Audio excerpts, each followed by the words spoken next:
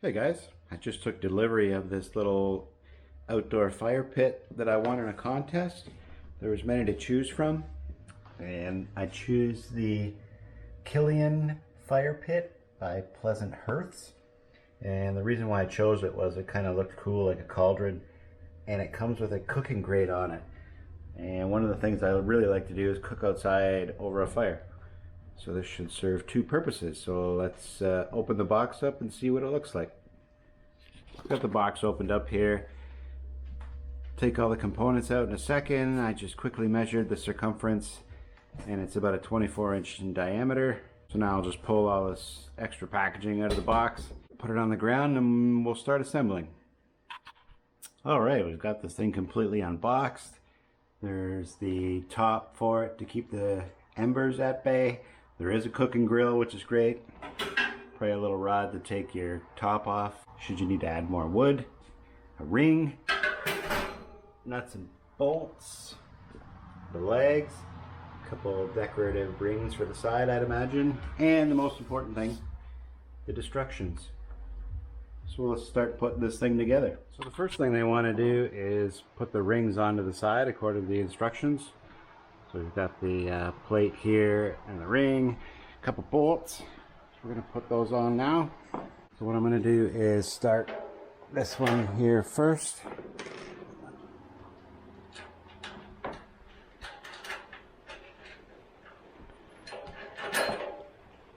I've just loosely fitted a nut and bolt in there. Now I'm just going to put the ring through so it holds it. And I'll put another nut and bolt through.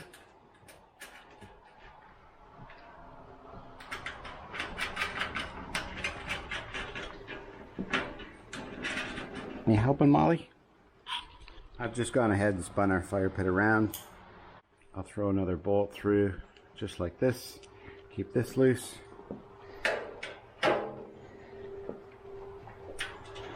Put a nut on the other side, just a few threads.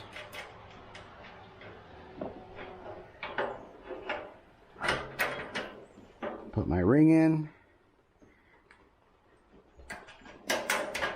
Bolt through the bottom.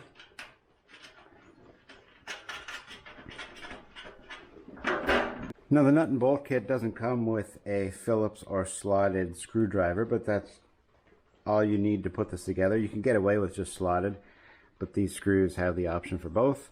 And here's the heavy-duty wrench you can use for years to come, and that just basically would hold the nut for you if you were using a screwdriver. However, if you're using some sort of power drill, you can probably hold the nut by hand, tighten it, and it'll work out. So I'll just go ahead, tighten these up, and we'll move on to the next step. So the next step was to install the legs. I've already gone and installed 3 of them now, just so it would stand up on its own. The instructions are a little bit sketchy when it comes to putting the legs on, so I'll show you how to put the 4th one on. It's super easy. So on the bottom of the cauldron you'll see an oblong bolt hole like this, and one right above it right here. And this is basically how your leg's gonna sit. Of course, it's got a bit of shipping damage. Oh well, won't see that. So to put our leg on, I'll go ahead and put the bolt through and hold it in place, and then the leg, I'll get it started here by hand. And on the inside of it you can see the bolts for the other legs I put in right here. And here's the next one I'm going to put in at the top. You can see that. So I'll just put that in. Go ahead and snug those up. Alright, there we have it. Fire pit sitting on legs. On to step number 3. So the next step wants us to put this leg support ring in place. And at this point you should have 4 bolts left. So let's go ahead and get this thing installed. It has holes 90 degrees to each other, and they will go inside the back side of the legs right here. There's no up or down side to this ring. So we'll just put it in place, line up our holes, and put our bolts in and snug them up. Alright, our leg support ring is installed and in place, so let's flip this over and move on to step number 4. So on step 4, it's pretty easy. We're going to just install the threaded pegs on either side. I'm assuming it's probably to hold the mesh top and the grill guard. And it just says to finger tighten them, and there's welded nuts on the inside. So we'll just go ahead, put it in like that, give it a twist, and install. Now for step 5, all we're doing is installing the handle into the mesh top right here. So you put your handle through, and you should have one little nut left. So we'll put that nut on the other side. So at this point, if you wanted to use your little wrench on the inside to hold the nut, you could, and just tighten it by hand.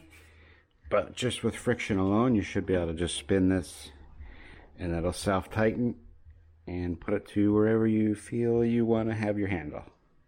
And that's installed. The threaded pegs we installed earlier would hold your cooking grill.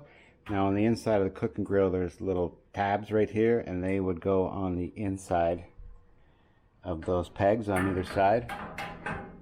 That'll hold your grill in place. Now it's only recommended to keep this grill in here if you're actually going to cook. Otherwise, take it out. But we'll put our lid on. So this is a nice feature to keep the embers at bay, should you be using wood that gives off a lot of embers like cedar.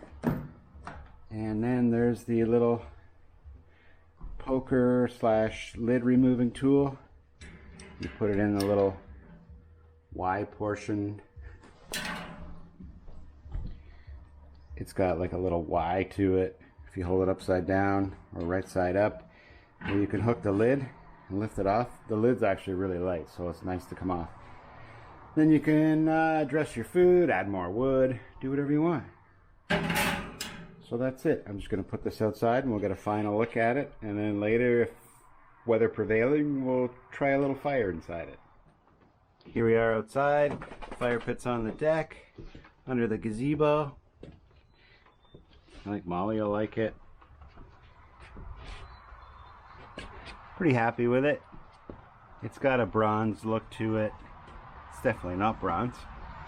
It's high enough off the deck. There shouldn't be any heat transfer to the wood below it, hopefully. That'll suck. We'll definitely update it if we have any problems. But it's ready to go. So through the power of editing, I have to wait a few hours to light a fire. Once we get a fire going, I'll show you guys that. We'll see you guys in a bit. So as promised, here's our fire. It took forever to get going, and I had to wait forever for it to get somewhat dark. So a few things I've learned about this fire pit, which this is my first time using one. It was very hard to get started. You'll want to make sure your wood is very dry. I had to throw in a couple expensive 2x4s to get it going. And the reason for that is nowhere on the side or bottom are there holes to help force combustion, which is a good thing, I suppose. If you have it on a deck like myself, you don't want embers coming out of those holes. But on the other hand, because the combustion isn't forced with air, it burns slow and it burns very controlled. I've got pine and cedar 2x4 remnants in here, and they're burning very nice, very slow. It's a good fire, and for that reason, I thought perhaps maybe it was a con not having holes in the side. It was very much a pro. Your wood will last longer, your fire remains smaller, and once you've got a good amount of ashes, coals in there, you'll be able to cook on it. So at the end of the day, I'd recommend this fire pit. It's available at Lowe's, Amazon, a few different places. I'm glad I picked this one out of the list of prizes available. So there it is, guys. Hope you enjoyed this little video, and perhaps it'll convince you to buy this thing. It's a nice fire pit. Once again, it's got the nice rings on the side, makes it look like a cauldron. I wouldn't recommend grabbing those rings at this point, but it is pretty light. It's easy to carry. It'll be pretty easy to dump the ashes out too, using those handles on either side. So now I'm going to sit here and enjoy this fire. Thanks a lot for watching, and we'll see you in the next one.